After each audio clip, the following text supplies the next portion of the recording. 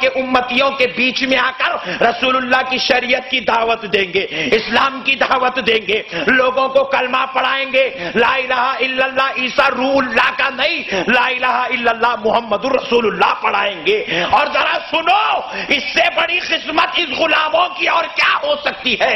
عیسیٰ علیہ السلام جب آئیں گے تو کعبۃ اللہ میں ظاہر ہوں گے، فجر کی نماز ہو رہی ہوگی، میرے آقا کا غلام فجر کی نماز کے لیے مصلی امامت پر جا چکا ہوگا، عیسیٰ علیہ السلام آئیں گے، کوہرام مچے گا، امام پیچھے ہٹنا چاہے گا تاکہ عیسیٰ کو آگے بڑھا دوں، تو حضرت عیسیٰ فرمائیں گے نہیں نہیں، میں آج تجھے مقتدی بنانے کے لیے نہیں، مصطفیٰ کے غلام کی اقتدا کرنے کے لیے تشریف لایا۔ قربان جاؤ پیارے دوستو،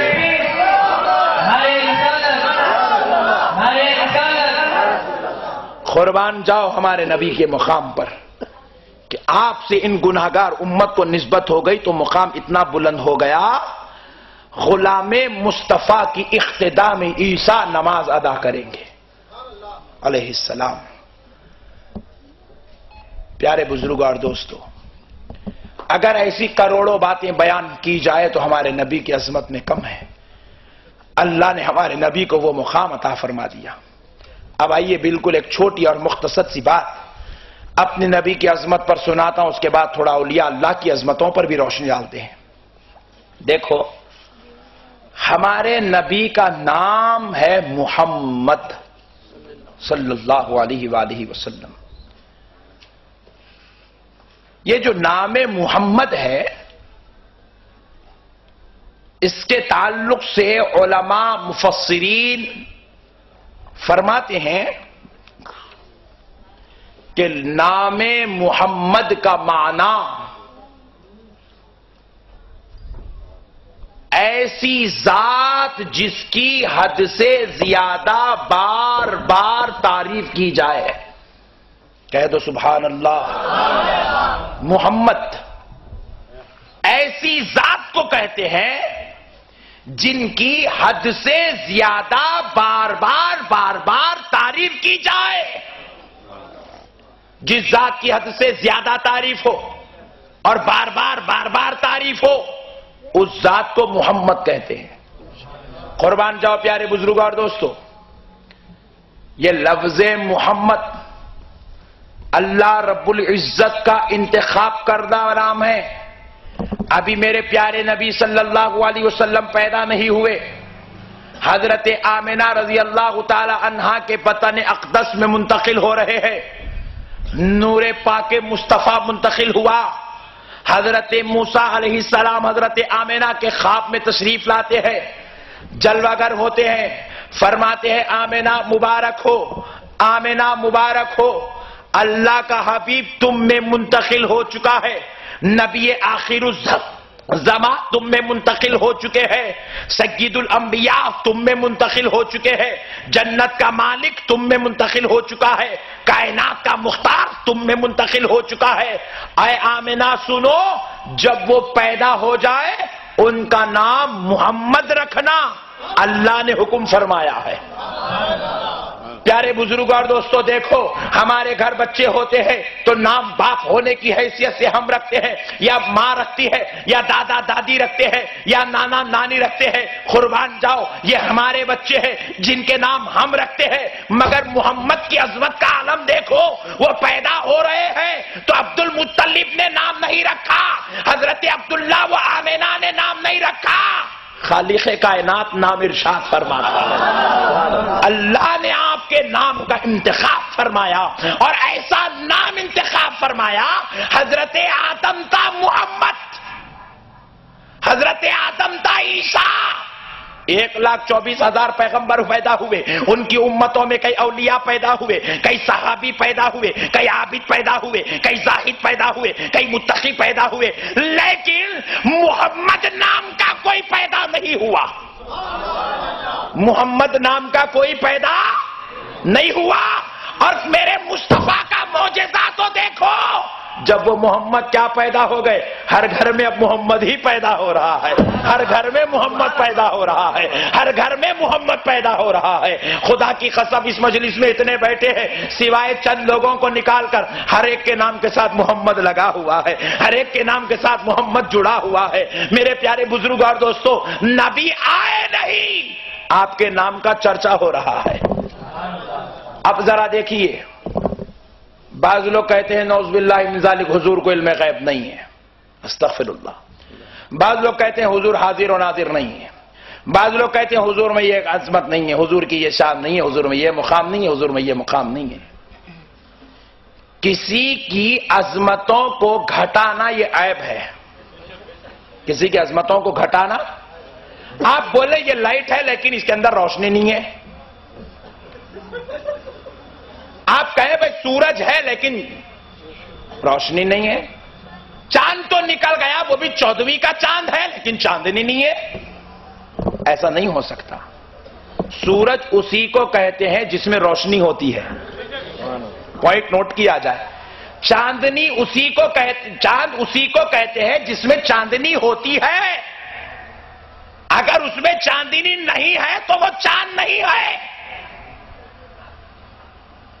پیارے بزرگ اور دوستو، انسان اسی کو کہتے ہیں جس میں سمجھ ہے، پوائنٹ نوٹ کیا جائے۔ میں بڑے لطیف انداز میں آپ کو لا رہا ہوں۔ جانور کو انسان نہیں کہتے حالانکہ زبان ہے، جانور کو انسان نہیں کہتے حالانکہ اس کے پاس ہماری طرح کان ہے، جانور کو انسان نہیں کہتے حالانکہ اس کے پاس ہماری طرح ہاتھ اور پیر ہے۔ انسان ہم کو کہہ رہے ہیں جبکہ سارے اعضاء ہمارے پاس جو ہے اس جانور کے پاس بھی ہے، لیکن اسے جانور کو انسان نہیں کہہ رہے ہیں۔ ہم نے پوچھا اس کو جانور کہہ رہے ہو، انسان کیوں نہیں کہتے جبکہ سب کچھ ہماری طرح موجود ہے؟ تو دانشمند عقل والا جواب دے گا سب تو موجود ہے لیکن عقل نہیں ہے۔ عقل کی وجہ سے ہم انسان ہو گئے، عقل نہیں ہونے سے وہ جانور ہو گیا۔ پیارے بزرگ اور دوستو، اب ذرا غور کرتے چلو۔ اب اگر کوئی کہتا ہے کہ محمد ہے اور عیب بھی ہے تو خدا کی قسم یہ ہو نہیں سکتا، کیونکہ محمد اس کو کہتے ہیں جس میں عیب نہیں ہوتا ہے۔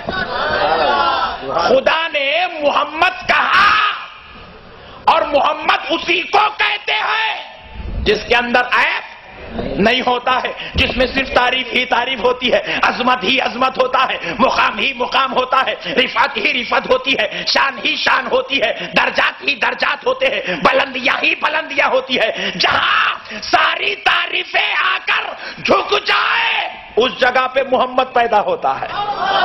نعرے تکبیر، نعرے رسالت، علماء اہل سنت، نعرے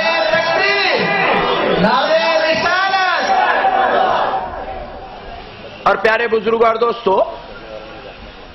ذرا غور کیجئے گا، اللہ کہہ رہا ہے محمد بے عیب ذات جو صرف تعریف کے لیے پیدا کی گئی ہے۔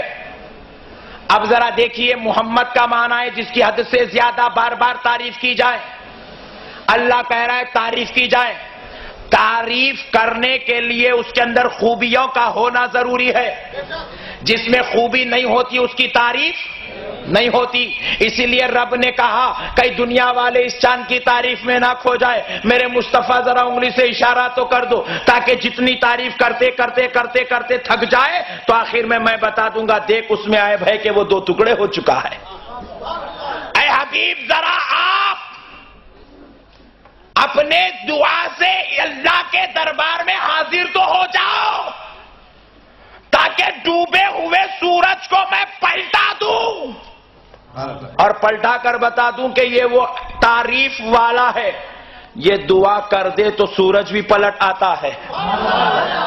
پیارے بزرگ اور دوستو، اللہ نے نبی کو ایسی تعریف والا بنا دیا، یہ اگر جھولے میں لیٹ کر انگلی ہلاتے ہیں تو چاند کھلونا بن جاتا ہے۔ اللہ نے آپ کو ایسی تعریف والا بنایا۔ 2 تعریفیں نبی کی بڑی عظمت والی ہے، سنا دیتا ہوں، سن لیجئے، ایمان تازہ ہو جائے گا۔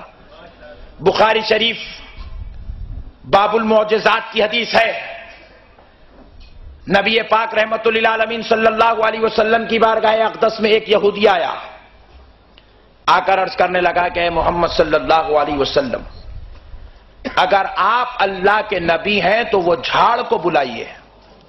کہہ دو سبحان اللہ۔ ہمارے کو بھی اگر کوئی ایسی شرط رکھتے تو اچھا تھا، مگر ان کو معلوم ہے ہم نبی نہیں ہیں، اس لیے وہ لوگ ہم سے ایسی شرط نہیں رکھتے، مگر آج ہم رکھ دیتے ہیں۔ اگر تم لوگ نبی کے برابر ہو تو نبی تو جھاڑ کو بلائے، تم جھاڑ کو نہیں بلاتے، پتے کو بلا لو۔ قصہ ختم۔ نبی کے برابر ہے نا بھائی، پتے کو بلاؤ، پھول کو بلا لو، جان دو، جھاڑ کے نیچے ٹھہر کے آم کو بولو آجا، ہو سکتا ہے۔ ارے اگر تو نبی کے برابر ہے تو ذرا بلا تو لے لے بھائی۔ مگر میرے نبی کی شان دیکھو، یہودی نے آ کر سوال کیا کہ آپ اگر اللہ کے نبی ہیں تو وہ جھاڑ کو بلا لے، بخاری شریف کی حدیث ہے۔ پیارے مصطفیٰ جان رحمت نے سوچا، میں اشارہ کرا تو چاند دو ٹکڑے ہو گئے، میں دعا کیا تو ڈوبا ہوا سورج پلٹ آیا، میں آنکھ اٹھایا تو عرش بری کا نظارہ بیان کر دیا، میری نظر جھکی تو میں نے تحت الثری کے دروازے کھول دیے، اور یہ نادان اتنی چھوٹی بات کہہ رہا ہے وہ جھاڑ کو بلاؤ۔ سوال ذات کے اگر اعتبار سے ہو تو بات معیار کی ہے، بارگاہ بڑی ہے، سوال کرنے والا چھوٹا۔ اس لیے میں نے وہ مثال دی تھی، جب عقل مر جاتی ہے تو انسان ہوتے ہوئے بھی وہ جانوروں کی طرح ہو جاتے ہیں۔ بے شک بے شک۔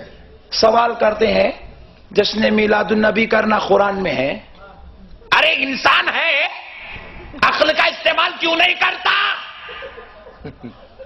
یہ سوال کرنا انسان کی علامت نہیں ہے۔ پوچھا فاتحہ دینا، سلام پڑھنا قرآن میں ہے؟